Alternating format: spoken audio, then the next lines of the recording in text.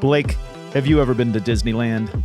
Well, in 5th grade, we had to decide between a Disneyland trip or a pool, so no, I've never been to Disneyland. Welcome to the Church Gear Podcast, where we pull the tech director out of the booth and onto the stage to share the most outlandish stories and hidden wisdom from the tech trenches. And now, here are your hosts. I'm your host, Blake Hodges, a man who definitely knows how to pick between possessions and experiences, and I'm here with my boss, who doesn't like pools or Disneyland, Toby Walters. That's a straight up lie. I love both those things, but I deny my children both those things on a regular basis. Oh, they've never gone to Disneyland? They have. They've been there twice, but they keep asking to go back, and my wife and I just keep pushing on that. We're like, well, it's too hot in the summer. Well, it's COVID. Well, so, we'll see. But the pool thing, our daughter the other day asked for a pool. She's like, why can't we have a pool? Our neighbors have a pool. Our friends have a pool. And my wife said, well, do you want to help pay for a pool? She's like, well, how much is a pool?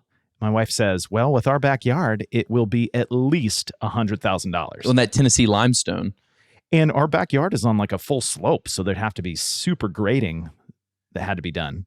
So once our daughter understood the cost of it, she was like, oh, never mind. Hey, I'm glad you actually had that conversation, because a lot of kids in this area of the woods, I might get in trouble saying this, they kind of get whatever they want. So it's kind of, yes. It's good that she was educated on the cost of things. So speaking of Disneyland, growing up in Southern California, I went to Disneyland growing up. Disney World was just sort of this magical kingdom that was, across the country. Across the pond. Yeah, which is, I guess, literally what it is. But it was never an option for us to go to Disney World. So Disneyland was kind of the thing. And we'd just drive up from San Diego and we'd go for a day and then we'd drive home at night.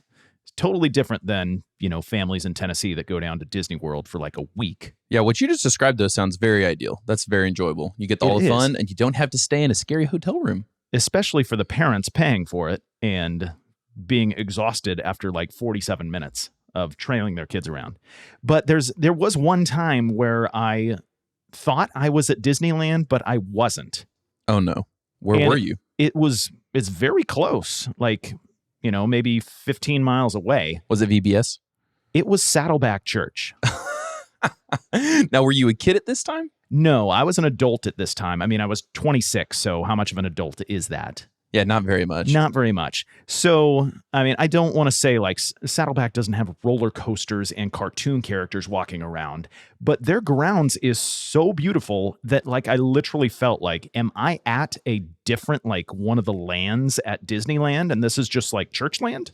Well, they do say that Disneyland is the happiest place on earth, and for, a gear guy like yourself, being around all that, what I would assume is amazing setup, probably felt like the happiest place on earth in Disneyland. A little bit, yes. So I went up for the Purpose-Driven Worship Conference, and I was invited to submit a song to their songwriting competition, and guess who won? Please don't tell me you won. Blake, I won. Oh my gosh. Now, when I say I won, that's a little bit of a stretch. I won enough that they took my song and they put it on the Purpose-Driven Worship compilation record from that year. That's pretty cool, man. That's pretty cool. And I beat out, and I won't say his name, Tim Timmons, but I beat him out. And if anybody knows who Tim Timmons is, he's a very successful songwriter, worship leader, has gone on to have a great career in Christian music. And I have not. But I just want to, I don't want to throw anybody under the bus, Tim Timmons, but I did beat him in that one songwriting competition. One could say that's his villain origin story, is that you beat him, he felt scorned, and he put all of his efforts into proving you wrong. And one day, he's going to show up at your door and say how many accomplishments he had. He probably would, because he lives in Franklin now. And does he really? Yes, he does. Oh, no. So, as far as a career arc, yes, he won. But also no, he didn't. You have a podcast. Church Gear is an empire. He doesn't have a Blake. That's exactly. For sure. Yeah. No. Yes. You beat him. Wow. If that's winning, then I'm sad. So another thing that I got invited to do at this worship conference is they had all these side stages, and they said to all the songwriters that submitted songs, if you want to have an opportunity to play at one of these side stages, we have several set up. And I was like, that sounds like fun. So I was kind of in between, iterations of my band back then. This was when I was, young and had all that energy to put together bands. You mean the band that's still the cover photo of your Facebook profile? That was a later iteration, but yes, I'm still holding on to that youth. I can tell. I'm still waiting for the day when you change that to Church Gear or the podcast or something like that. Or your face. Is that what you're hoping for? I was going to animate you and I's faces and do something. So, I had my regular drummer and my regular bass player, but I was in between guitarists at the moment. So I asked a friend from church, and this friend was like, "Oh yeah, totally come up. This will be great." And I don't usually mention my name in the same breath of these people, but he also played with the Beach Boys. Oh, nice. Wait a minute. Is this Sutton? No, it's not. Oh no. See, I usually rub shoulders with people that have done much greater things than me. You were the one exception. Oh, please. But it was so fun to our 3-piece normal band. And then this guitar player who played with the Beach Boys is just doing his thing on top of the music. And we're just trying not to be distracted while watching him do his thing. And then people would just come and stand and just watch him do his thing. And it was a lot of fun. That's awesome. He also wrote the Home Depot jingle. Wait a minute. The dun dun dun dun dun. So that's the new one. It was the last one. It's dun dun dun dun. I was gonna say dun dun dun dun dun. So he made dads across America just jump up and cheer every time. Yes, it just tickled them in happy places. All right, moving on. Okay, so then is that the conclusion of Disneyland, or did you find Mickey Mouse in Saddleback as well? I mean, I could talk all day about how amazing that campus is, the worship center, but I mean, we should probably just ask somebody who knows a little bit more about it.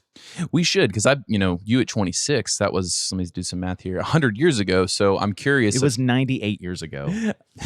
I'm curious as to how much it's grown even from then. So introducing the director of production at Saddleback Church, Dennis Choy. Dennis, welcome to the podcast. Hey guys, you guys are fascinating. I could sit and just listen.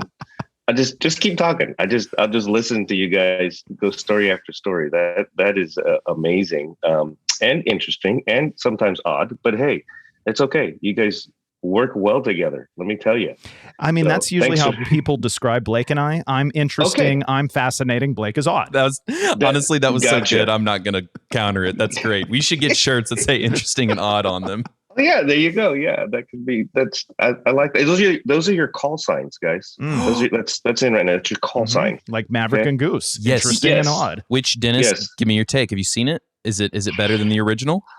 Let me just say, I don't often see movies twice, and I've seen it twice already. That's my guy. Okay? Yes. And what's even more amazing is my kids, who are not older, they're in high school. They loved it, and one of them never saw the original. See, so that tells you something. That's amazing. My wife also had never seen the original, and then she really loved the ending. She was the beginning of Top Gun Maverick. She was a little I don't know what's going on. And the second the mission started, I mean, she was locked in. I actually watched Top Gun for the first time working at Church Gear because Toby's got all of these different movies I have to see. And during work hours, that's great. It was. Toby, did you know that? Hang on. Let me explain. During the early iteration of Church Gear, before we had some software that did a lot of stuff, there was literally hours and hours of just copy pasting stuff because of the way that it takes to list gear. So I was like, I'll watch Top Gun. So Toby will, give me some points for seeing a movie. Yeah, but the points all go away when you're like, hey, I watched Top Gun. Meh. Hang on. I said it was, fine, but I also watched all 10 seasons of The Office during that time. It was a wild ride. That's a tough comparison. Yeah. Office and Top Gun, you can't put those side by side because that's a rough. It's interesting and odd. Well, you know what? You're exactly right. Yeah. Those are our call signs though. I love it. So Dennis, as chummy as a guy you are, I do hear that you're going to lie to us. Is that true? Oh, yeah. Sorry, guys. I didn't need to lie. It's okay. We enjoy it, actually. Yeah, you're following instructions, which is appreciated. So here, I'm going to read out your 5 lies, and we'll see if we can crack the case. Number 1, I like to eat Swedish fish when I travel. Number 2, I only drink ginger ale on airplanes. I might believe that because I tend to drink ginger ale on airplanes. Yeah. It's good for the tum-tum. It is, and also these are two travel-related ones, so I'm starting to think Dennis has had some travel recently. Number 3, I once ran an S-video cable across a parking lot on a weekly basis so we could have a live feed to one of our venues. In the notes, it says weekly basis. Like basis. So I don't know who wrote that. I don't even know if people know what an S-video cable is anyway. I do. That's first thing. So that was high quality. Toby, that was high quality. I know. Back then. It's what you ran your DVD player to your TV with. That was like HD back then. Yeah. Just that's the comparison. Here's the thing. Right now, Dennis is recording in California 2 hours early. It's like 8:30 for us, so we're barely awake. And he got up early for a podcast. So that tells me he's the kind of guy that would do something like that weekly. So I'm going to already count that out as being one of the lies. Well, keep going. Number 4, I turned down becoming an FBI agent to work in ministry. Ooh. If this is not true, Dennis, this is a total tease because I want to hear more about that. Yes. I had a friend who turned down an opportunity to be a CIA agent to be in ministry. Okay. So we're going to have that conversation in a minute. Okay, so we'll either have two of those stories, or that's our backup if he ends up, that being the lie, which would be a bummer. Number 5, I had the opportunity to mix for Switchfoot. I have another story about Switchfoot. Dang it. Okay. So, well, were they guys? Were they all supposed to be lies or truths? Let's start there. Okay, we've continuously joked. I keep putting it out to the universe. I want someone to give me all lies, and that would be hysterical because I don't know these ahead of time, or at least I try not to as the producer. Okay, so I feel like these travel ones are just like low-hanging fruit. So I'm just going to mark those off because they're just not that interesting. Like then we start to get more and more interesting, and then especially the FBI and Switchfoot. So Blake, I don't know that you know this, and Dennis, you may correct me if I'm wrong, but North Coast Church is essentially like the church where Switchfoot grew up at, the Foreman brothers, right? Their dad is the pastor. Well, so here's the funny story. There is a North Coast Calvary Chapel. That is actually where where Switchfoot grew up. North Coast Church is a different. So very often confused. Very, very, very often confused. I wonder why, Dennis. Yes, 2 North Coasts in the north northern San Diego area. Is that funny or what? How far away from each other are they? Very close, probably within 6 miles of each other, 7 miles of each other. Yeah, I wonder why that'd be confusing, Blake. Well, hang on, even more so. They're called the North Coast, but they're on the West Coast. Well, the North County of San Diego.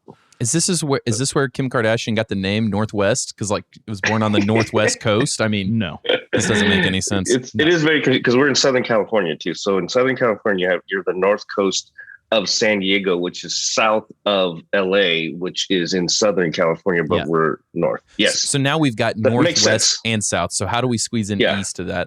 Okay, I'm just gonna go with the FBI one because I'm lost. So I'm locking in that he was going to be an FBI agent. Since you said the Switchfoot thing, I thought it was going to be just another artist, and that's the easy switch. But now I know that's not true, or that's probably true, and so is the SD cable. I'm going to say Swedish fish. That's not the thing I would eat on a plane. It's too chewy. So I'm going to say it's probably he has a different snack he likes to eat when he travels. Dennis, we're locking in. I've got Swedish fish. He's got CIA or FBI. Wow. Okay. You guys ready? Yep. You ready for the answer? I played a mind game with you guys. Oh man. And the simplest one is not the truth. So I don't only drink ginger ale on airplanes. I drink it other places too. Oh my Okay. gosh. So just know that, hey, it was so obvious. I thought, okay, let's see where we go with this. But that is the not truth, because I do drink ginger ale, and I drink Diet Werner's ginger ale too, which is actually really nice. So, well, see, I feel like your lie is even a lie, because you could say that I only drink ginger ale on airplanes, or on airplanes I only drink ginger ale. You can look at it either way. You could. That was the trick, the mind trick. Are there other beverages on a plane that you partake in? Yes, if they have Coke Zero, I will partake in Coke Zero on airplanes. Here's a fun fact. You know why Coke Zero exists, and we also have Diet Coke? Men apparently thought Diet Coke was too feminine, so Coca-Cola literally came out with Coke Zero because that would get the dudes to actually drink it. So Fun fact. It worked. It worked on me. It worked on me too. I'm a zero guy. Okay, just so you know. Well, I'm a zero guy as well if you ask Toby about me, but for other reasons. So, okay, I want to talk about the FBI. Tell us about that. Okay. Yes. So in my youthful days, I wanted to be an FBI agent. And at that time, I did not have a degree, which if you guys know, but if you need to have a degree and then you can apply. But you can also apply for other positions at the FBI that don't require that to be a special agent. So you had to go down. I went down to the federal building. You have to take a test just to get an application. You have to take a test, right? So you have to go to the federal building. There was 100 of us in a room. We took this test. It was a 28-page test, all kinds of random questions like you would think the FBI would ask you, just random things and some math questions, but some just like basic, what would you do in this situation kind of thing, A, B, or C. And so at the end of the, they turn in the tests, you wait in another room, they grade them all, and then they just start calling your name. And out of 100 people, 10 of us passed. So we go into another room and then they say, okay, great, you passed the test. Now we can give you an application. And it's a 28-page application. Back then, I know I'm going to date myself, but you had to type it. You had to actually type it, get it in typewriter. So you had to, and then they started going over the background check piece back then. And they said, okay, just so you know, if you have any relatives outside of the U.S., any relatives at all, your background check will take a minimum of 1 year. Just to go through the background check. Wow. Which makes sense, right? I mean, FBI agent, they're very thorough, right? Have to be. And so at that point, it's true. I did turn down pursuing that from that point on to go into ministry because I felt like I couldn't put my life on a hold for a year and a half to pursue really what I wanted to do. I wanted to be in the FBI. So that's my story on that. Is there a chance that, Saddleback will wash you out and then you'll go back to the FBI? Yeah, it's always my backup plan, guys. Always. Sweet. So I think the process is faster now. With digital things, I think it goes a lot faster. But unless you're actually undercover at Saddleback. You beat me to it. So guys, like that's the story within the story. I can't tell you more right now. So a good friend of mine, he did the whole CIA operative training program. He got to the final stage to be a secret agent, essentially. I kept asking him, I'm like in the movies? He's like, essentially. Did he fail because he kept telling you updates about it? This was years later, but they essentially were like, well, we're ready to move you to the final stage. And we want to talk to you about, some of the benefits we offer, including counseling and recovery programs. And he's like, what? And they said, oh yeah, we have all sorts of counseling and recovery services for our operatives because, most of them get divorced, become alcoholics, become drug addicts. He's like, what now? And they're like, oh yeah, you're out in the field for months by yourself. And it's terrifying for your mind and your psyche. And so most of their operatives turn to bad things to cope. And he just started rethinking his life choices at that point. Do I want to almost guarantee that I'm going to get divorced? I'm going to become an addict of some sort. And so he was like, at that point, I think I'm going to go a different route. Oh my gosh, this sounds just like we were interviewing some drivers for Church Gear. And midway through the interview, I'd be like, now let me talk you out of it. It's long hours on the road. You can get kind of lonely. The gear can be heavy. But man, I thought that sounded bad. That's way worse. Okay. Yes. Tell us about mixing for Switchfoot, or almost. Yeah. So I did actually mix for Switchfoot, but I don't know. Let me back up. I mixed for a band called Etc. ETC. The Etc. is the name of the band. That was Switchfoot before they became Switchfoot. What? So I didn't know that. You can look up. They still have. I believe there's some stuff on Spotify, but they were in high school and they had a band. It was the form was the two brothers and then a drummer, and we had this event at North Coast. It was in a backyard, a huge backyard, but we had a couple bands play, and they weren't the headliners. They weren't. There was another band as headliner, and so I mixed on this 16-channel Ramza. Yes, right. That's what we had. 16-channel Ramza. Okay, with Ramza speakers. Right. They were really simple. They didn't need a lot. But they were in the jacuzzi because this house had a jacuzzi right before they're supposed to go on. And we're in the grass, set up microphones, everything set up in the grass. And, I'm like, hey guys, you're like, need to get up in like 10 minutes. You're up on stage. And they're like, oh, so they jump out of the jacuzzi in their wet swim trunks and everything. And they just run over. They don't even dry off or anything. And I think it was John grabs the mic and he's like, "Ooh, ouch!" I felt like a little shock, and I'm like, "Yeah, you're wet. Why would you?" So, and they played their little set, mixed, and again, that wasn't Switchfoot at the time, so it was like, oh, just a bunch of high school kids and kind of a fun band. Wow, that's awesome. And then years later, it's like, oh, here's Switchfoot, Grammy winning, and all that stuff. It's amazing. Did they ask you to come back and mix for them again? Yeah, they wanted me to tour with them guys, but I just have other important things to do. Like the FBI. Hang on a second. Are you being facetious there? Are you joking? Because like we've had multiple people say on the podcast, like they mixed for one band and they were like, yeah, can you go on the road like tomorrow? Yeah. They broke up shortly after that. Probably it was because of my mix, but hey, whatever. You created Switchfoot. There you go. yeah. It formed out of. See, this is the origin story. This is the origin story of Switchfoot. This is how they started. They would never even know the origin story. No, they actually broke up as a band, I believe, after that, and then they formed Switchfoot, later, because they were just high school kids, playing around. Just having fun. So how long are you go, Toby? Well, I was going to say that I'm trying to think of the year. I think it was like, do you know what year that was, Dennis? Roughly? It's going to turn out that Toby was at this event with you somehow. No, I wasn't. That would have been, I'm going to date myself, Toby. Thanks for doing that. You're welcome. Okay. That would have been like 98. Okay. So 90, maybe it would have been earlier than that because I think they were maybe a band, but 96, I would say. So I'm trying to remember my date, but somewhere around 2000, 2001, their manager at the time, his mom was really good friends with my mom. So through the mom channel, he called me up and he said, yeah, my mom says you're looking for some work. We're actually looking for somebody to help with merchandise for Switchfoot. And so I mean, it never happened, but I like to say I almost got hired by Switchfoot to, be essentially the fifth member. Well, if you can find their CD, etc., if it's still out there, you should get that because that was the origin of Switchfoot, was a band called etc. That's not a terrible name. No, I like that. So then, one last thing on your truce and a lie before we move on. How long were you running that S-video cable out? Was that like a year? Was that months? Yeah, it was probably, so we didn't, so video venues for the world, as far as we know, started in 98, North Coast Church, multiple venues with different styles of music and worship.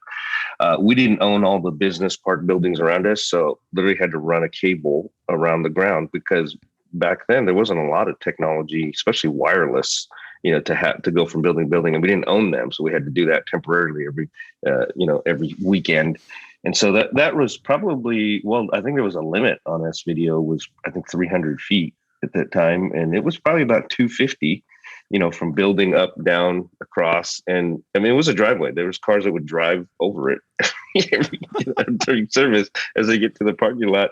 And we just prayed that it would work, that it would stay plugged in. And, if you know anything about it, it's terrible cable. I mean, it was just, it doesn't really lock in or anything like that. There's no BNC. So it's like, I could just pull out or fall out, kind of thing. And it wasn't, so it was just, it was just something you had to do, guerrilla ministry, guys. We all have to do it, Yep. Guerrilla ministry. I love it. So speaking of being in the jungle, you've come through the jungle in a quite impressive fashion. I mean, I want to get your background here. I mean, how did Dennis Choy become Dennis Choy, a guy who speaks at Philo, NAB, Infocom, SALT, NAM? I mean, you're at all the things, man. Like, and nobody calls it NAB. Oh boy, is it DAB? It's NAB. NAB. Blake's a frequent NAB attendee, huh? Sounds like I dab at NAB. NAB is yes. Obviously it's just grace and mercy from God, just in the right places. I think maybe you asked your different guests that are working in production, church production or whatever. And I don't know if you've asked, I used to ask that question all the time when I would teach sessions, like, how many of you trained for this professionally to be in this role? And usually 90% of the time, it's like nobody. I mean, or just a few, people that went to school to be into production and for church, right? They just wasn't. So I'm that same story. I mean, the kid that, wanted to play with all the equipment at my church, and they let me. And then I became a youth pastor. And, most youth pastors are probably the most cutting edge technology wise, because they utilize all the tools every way they can. And so that was my learning experience. I grew up in a church called Whittier Area. It's Whittier Area Community Church. That was Whittier Area Baptist Fellowship back in the day. And it was a very progressive Baptist church at the time, where we had a video projector. Again, I'm dating myself, but that's when we were still using slide projectors. Nobody had video projectors. We did a full band, but we also did a full orchestra. We did dramas on stage. And the guys there I played with all the tools. I edited things. What age are you in these moments? What age are you starting at? Yeah. This was all through high school. So 16 to 18. Then again, I became like an intern at 18, right after I graduated high school. And I just used all the tools that were available at the church, always getting in trouble because you don't put it back right and all those things. It's like, hey, who used this last? And it was a bigger church. I mean, it was, so the technology was good, and I got to play with all that. And then there were these guys that were really professionals in industry. Some of them worked for Disney. And so they would show me stuff. They'd show me lighting, back then, and, 2-point, 3-point, how to light up, the shadows and those things. So just learning those things because I wanted to learn them to help youth ministry. That's really what happened. And so that just grew. That you never know why you learn all those things, right? Because I wanted to be a youth pastor. You never know why you learn those things, but then God puts it all together. So then I'm at North Coast Church. I'm the 9th and 10th grade high school pastor at North Coast Church. And Larry Osborne times says, hey, we're starting something new that we've never done before. It's this video venue idea where we're going to do live worship in another room. Because, everybody had an overflow room, right? A video feed into another room. But Larry, the genius that he is, he's like, this is a punishment for people. Like, usually it's the people, you're late. Usually it's your new people because they don't know the time. So they're late, and they get put in a room with a TV or a projector. No interaction. They sit there and you go, oh, that's overflow. That's great. And they're like, this is the worst experience of my life. I'll never come back to church. And so his idea was to make it live, make everything live except for the teaching. Wow, what a concept, right? It is like so funny, like serve coffee. This is back in like 98. Like nobody served coffee in service. But it was like, no, you can't bring, right? Now it's common, but people wouldn't even know that. Second Life. And so we needed obviously 2 teams of technology and people to run those instead of just the one team that, the same guys serve every single weekend and there's no spot. So they asked me because I've built teams before and I knew technology. That was really it. The reason, and it just took off from there was just growing. And so just, building venues, installing gear, building teams of technology people. And then North Coast was there 25 years and long different story. Yeah, long different story. We won't go into super detail, but basically just kept adding different teams to my plate. So it started with production, youth, but then I jumped in production, which we didn't have a production team. I started that, built that, and then added different other technology teams to my plate just because I was a leader, that could lead and not just do, right? And that's kind of stuff I teach now is going from a doer to a leader in your role, especially as a doer, right? So much of us do.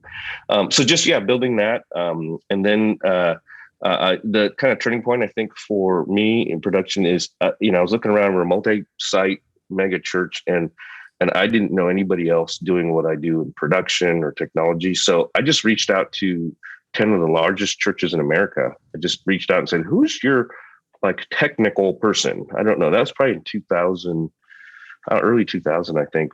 And this is where I met some of the friends that I still have today that are not in church anymore, but doing other things like Todd Elliott, Jeff Vandergeest, and different guys around the country that were at churches, at some of the largest churches. And I brought them into San Diego, and we did this like 2-day, I just led this kind of 2-day roundtable. And that's how we got connected. And so then that was just the passion of continuing to try to bring production people. So I continued on, and production was just one of the teams I oversaw. It ended up being like 16 teams. Burnout, made mistakes. That's a whole different story for a different podcast. But I realized I didn't even know I was burned out. That's really what happened. Right? So let's talk about team building. I want to capitalize on this. 1998, you're starting to build teams. And fast forward 24 years to 2022, post-COVID, we've seen this time and time and time again at churches we're going to during and post-COVID. They're like, we ask them, how big is your production team? And they say, oh, there's, 3 or 4 of us now. But pre-COVID, we were 9 or 12. We've just seen teams decimated. So talk to us, like, what was the difference back then versus like, how has it been for you post-COVID to build a production team? Yeah, I think what you're hearing around the country is absolutely still happening, even to the healthiest churches. I mean, COVID devastated a volunteer team and volunteers in general. And some of them just didn't come back for a lot of reasons, not just to your church, but just, to volunteering. So I think we're all in a rebuilding season. Every single one of us, we need to rebuild.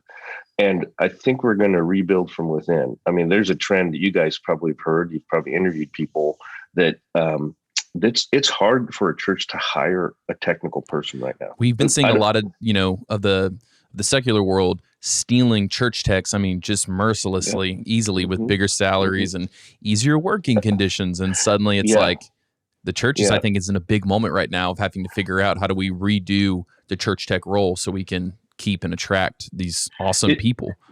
Yeah, it is, Blake. I think, so we all know production work is hard regardless, right? I whenever I teach, I usually say, church production is the hardest job at church. And I do the whole thing about this perfect being normal, where, if everything goes right, everything goes right, every cue is hit, every piece of gear works the way it's supposed to, we're not even supposed to be seen. We're not even supposed to be acknowledged, right? We're only acknowledged when something goes wrong, right? And so that's a pretty hard line in job, because most other positions get accolade and praise, right? I mean, if I don't get a pat on the head from Toby, once a day, my morale starts to go down. You're like, it's exhausting. Right. I could not make it in production. Yeah. But that's the thing. The funny thing is, like, in production, you're not supposed to get that, because when everything's right, you're not even supposed to be there. Right. And so that's where it's so hard. Like, and then you add and that's in general in any production, right? What you're running Switchfoot or whatever band, right? That you're supposed to be seamless. Okay.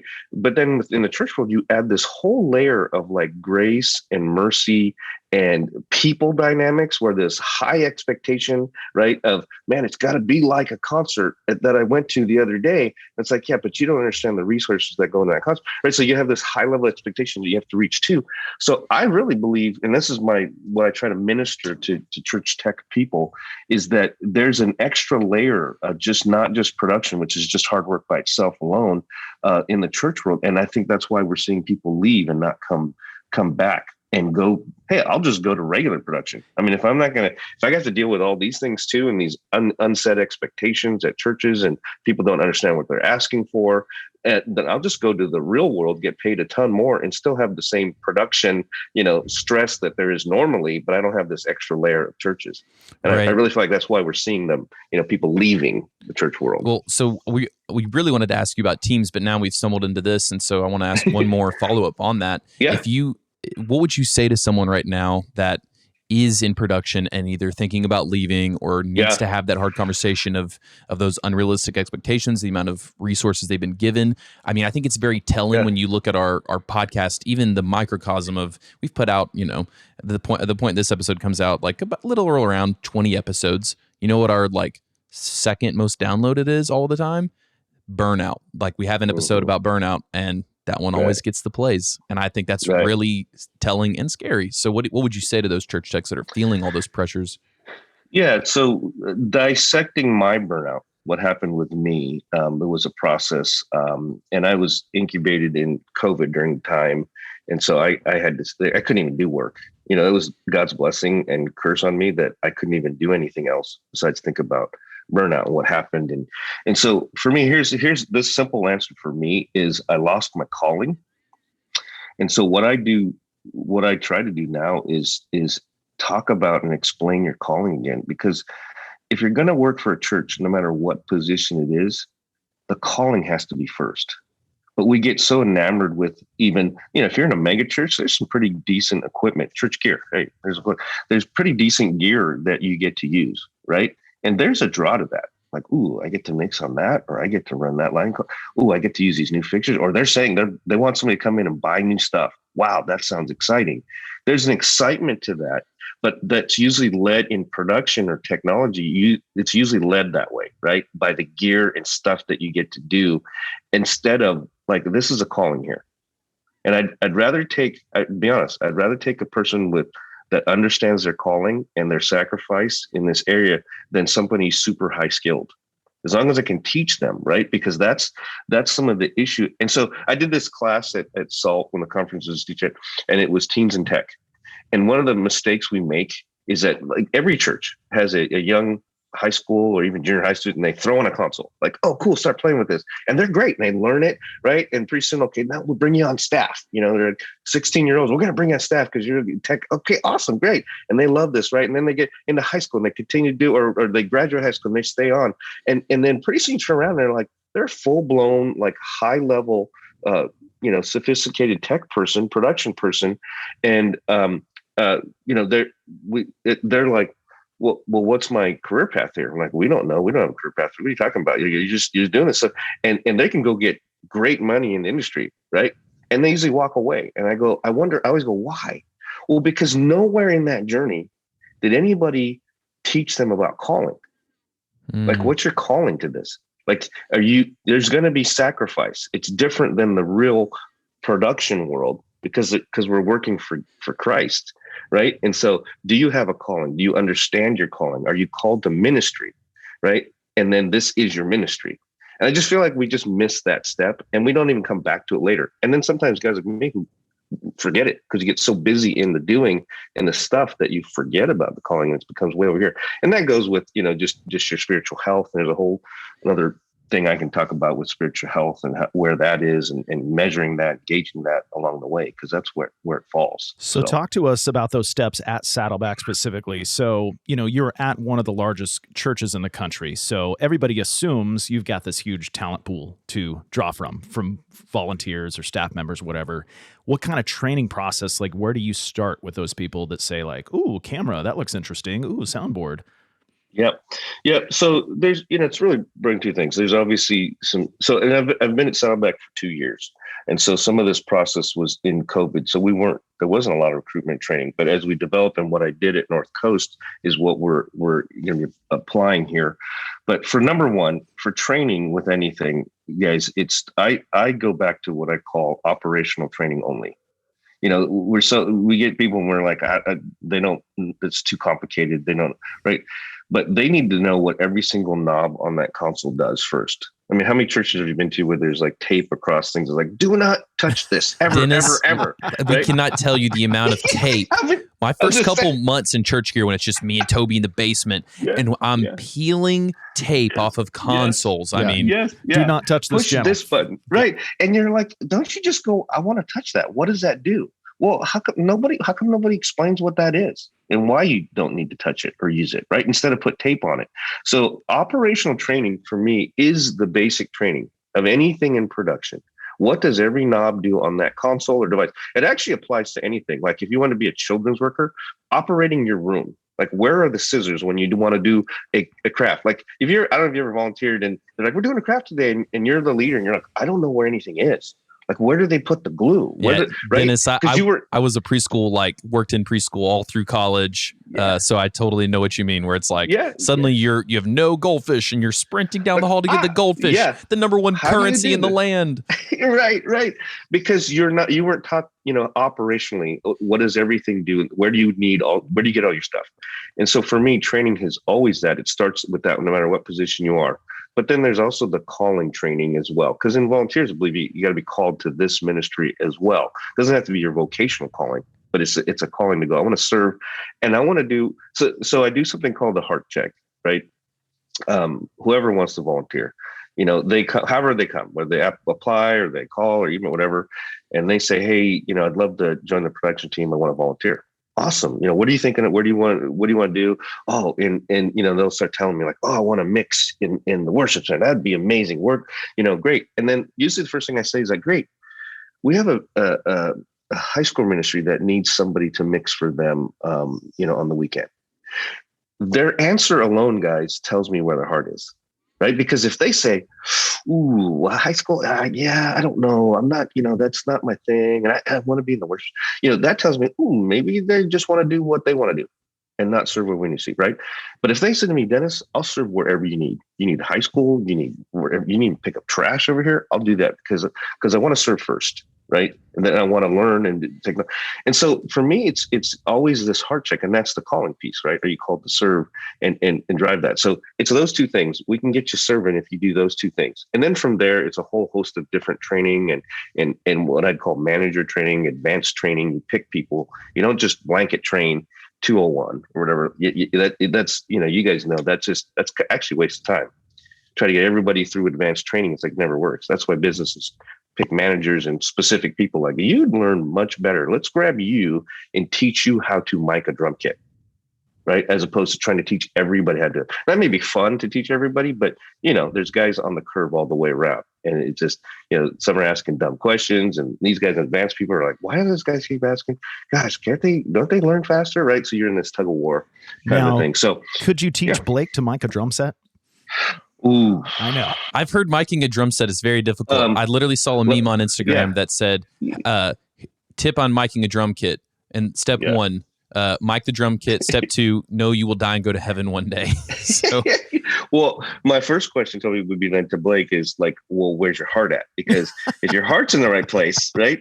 And it's funny, I do joke, but it's honest. If a person's heart's in the right place and we do try to teach them something that they can't get, then usually I can have a very easy conversation like, ooh, don't know if it's your shape or your gift mix, right? Maybe this isn't good. And they're like, oh yeah, I just want to serve wherever, right? But where somebody's like determined to do this because they want to do it, really just to do it, and they think they're good at it or whatever, you just, again, it's their heart. I go, maybe your heart's not in the right place for this. So let's I feel like Blake's heart's in the right place, but as a real world example, so the room we're recording in right now is a little live. Don't show him yet. So Blake, and this is Blake's house. This is my home office. Blake thought to himself like, well, Blake's studio. Yes. I'll do some room dampening. So he went ahead and grabbed a single bed sheet. Okay. And put it on the banister. There's effort there. That's his room treatment. Oh, that's good. Like, that's good. I wish the audience could see that. That's beautiful. I posted yesterday. This is not a good room. The walls are hard. The floor is hard. We've got a couch in here. That's the only absorption that's happening. And your belly. Yes. Well, hey, that's why I wore this big shirt. And so I was like, okay, if we throw the sheet on there, even if it improves it 1%, that'll be worth it for me. It doesn't. But it's cute. Yeah. You're cute for trying. Again, it is. Effort is key right there. I like the effort. So I want to talk. We are church gear, and we were hanging out with our buddies at Amplio, and they said they just did a video camera package upgrade for you guys. So, tell us about some of your new toys. Oh man, we got new toys. So we were using an old Sony broadcast. Oh, maybe I shouldn't say names, right? Brand manufacturers. I mean, we're good with it, but we don't have any sponsors, so you can say whatever you want. Got you. Okay. I just don't want to hurt. We're an equal opportunity gear buyer and seller. Yeah. We were using about 15-year-old broadcast gear. And so cameras was one of several upgrades we made, but it was time.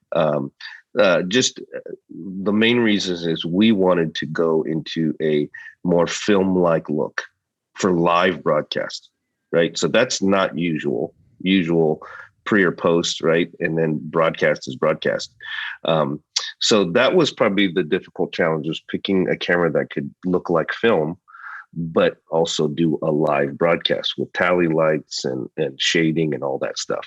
So there was the journey. And this journey was going on before I got there. It wasn't for a film light camera, but it was upgrading the camera package. So we, out of quite a few shootouts and things that happened, we brought all the manufacturers out, and they all fought pretty hard to get what we wanted. Well, yeah, you said there were shootouts, so I'm guessing they're shooting at each other in the halls of the church. It got really messy. Yeah, it got really messy, guys. But hey, sometimes you got to do what you got to do for ministry.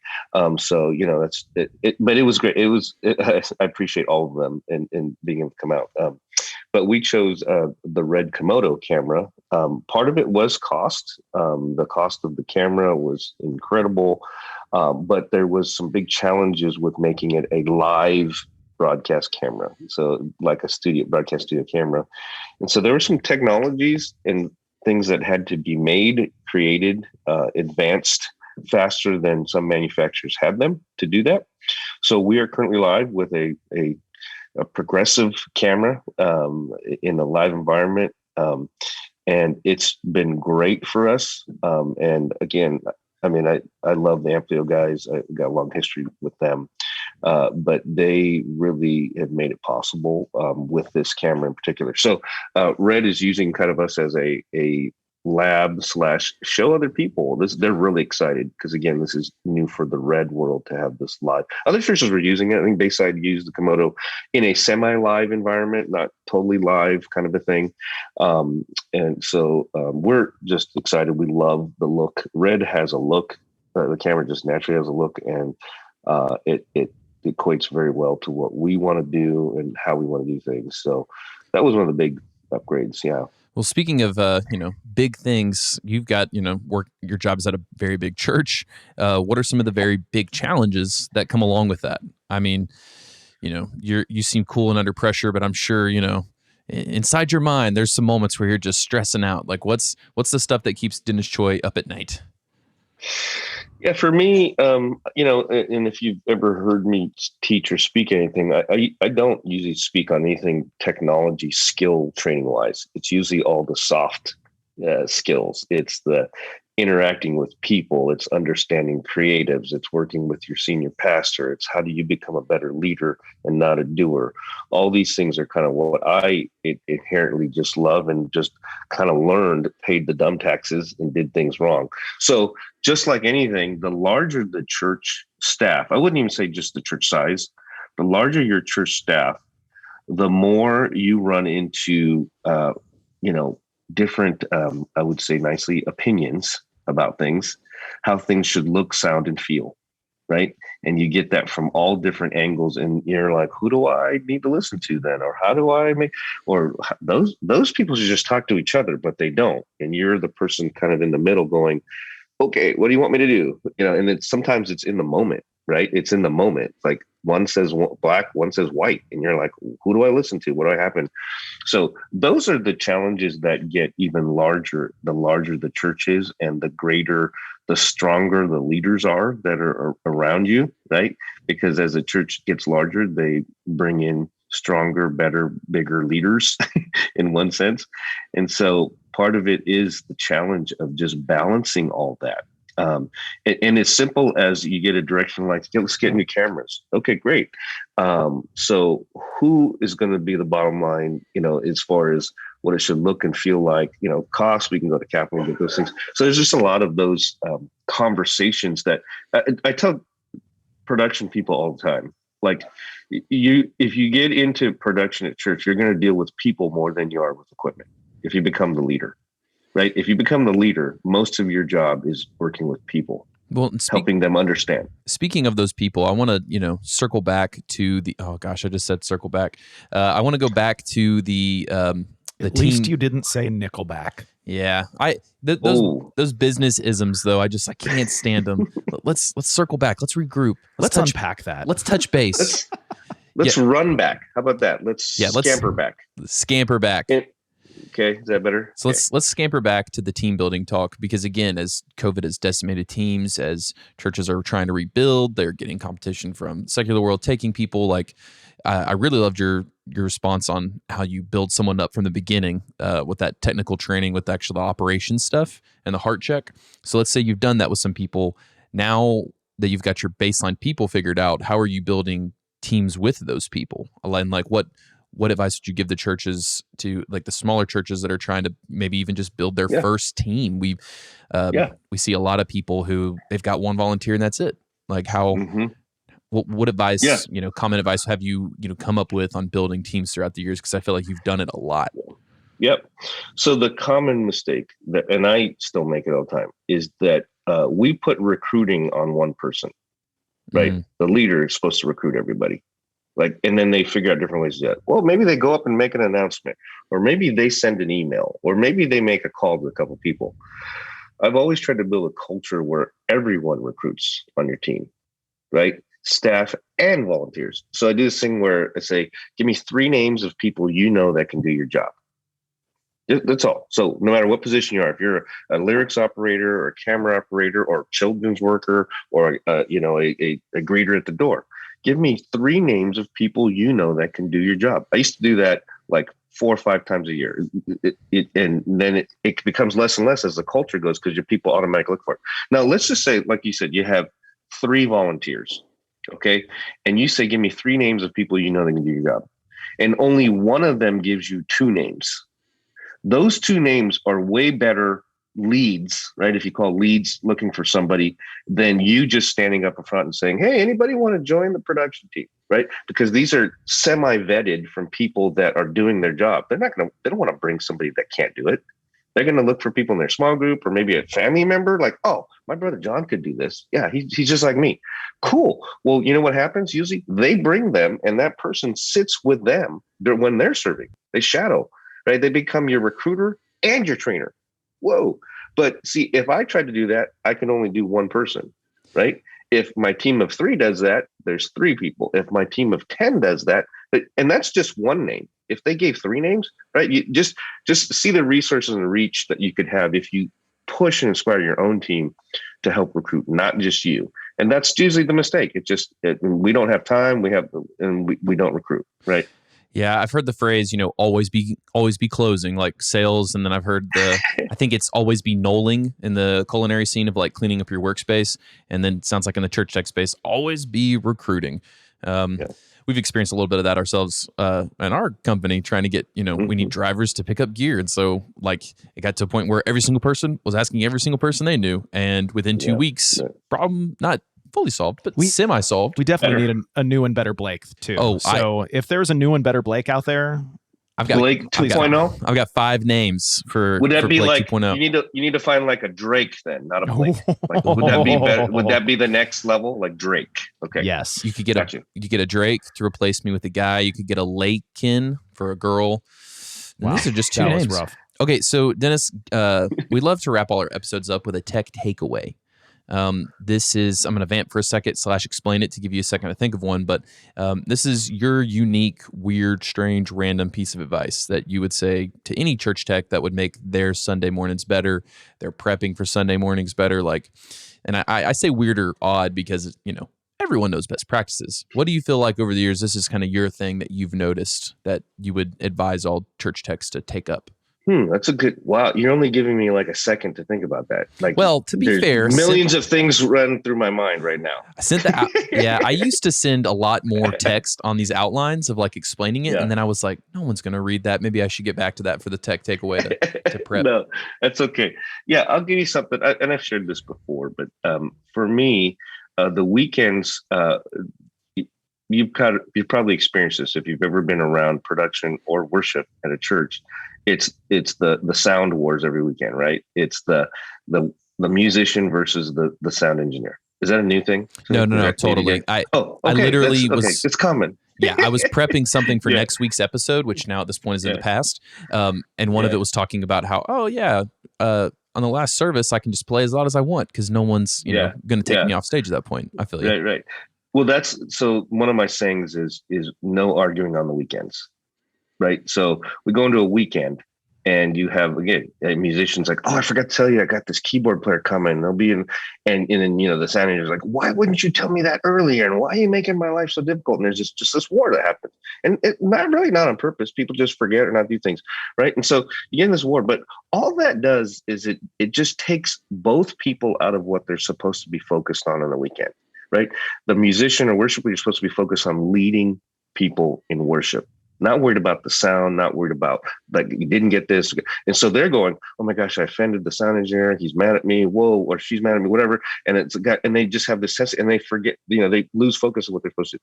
Sound engineers, like, they lose focus too, which they're supposed to be, creating this environment, this seamless environment where people can see and hear God clearly, right? That they get focused, lose focus because they're like, well, they did it on purpose. They don't like us. Why don't they ever tell us? We never get the prep. So there's this thing that happens. And so I just remind people on team on the weekends, no arguing. One of you, which will probably be the production team, just needs to kind of bow down and say, hey, we'll do the best job we can. Okay. That's all we can do, right? Do the best job we can. Because again, arguing doesn't do anything good for the kingdom. It just messes people up on their focus. Now, come Monday, you can argue a little bit.